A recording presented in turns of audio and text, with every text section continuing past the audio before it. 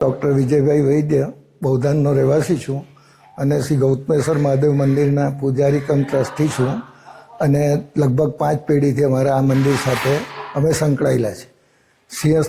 સિંહ રાશિમાં ગુરુનો પ્રવેશ થાય અને સિંહસ્થ પર્વ આવે ત્યારે નાસિકમાં કુંભ મેળો ભરાય તે જ વર્ષે બૌદ્ધાનના મંદિરના શિખર પર ધજા ચડે છે.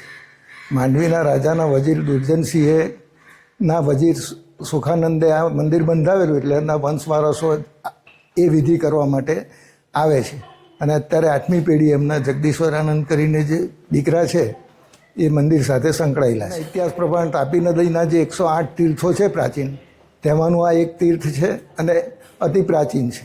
હાલનું શિવાલય લગભગ 225 વર્ષ પહેલાં સુખાનંદ વજીરે બંધાવેલું અને માંડવીના રાજાએ રાજાવારો બંધાવેલો. ભૂતકાળમાં જ્યારે અનેક શુભ પ્રસંગોની બાધા આવતી કે સિંહસ્થના વર્ષમાં લગ્ન જેવા પ્રસંગો પર થતા નહીં, ત્યારે બૌદ્ધાનમાં લોકો આવીને આ પ્રસંગો ઉજવતા.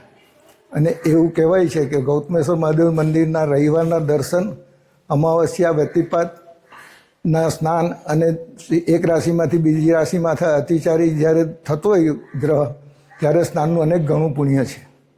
અને બૌદ્ધાનનું મંદિર અતિ પ્રાચીન છે. બૌદ્ધાન ગામના બધા જ મંદિરો લગભગ 150 થી 200 વર્ષ ઉપરના. અને રાજાએ વારો બંધાવેલો, એ રાજા વારો અત્યારે પણ છે. ત્યાં 5 પાંડવોની મૂર્તિઓ છે, એટલે રામાવતાર કાલીનનું આ મંદિર છે.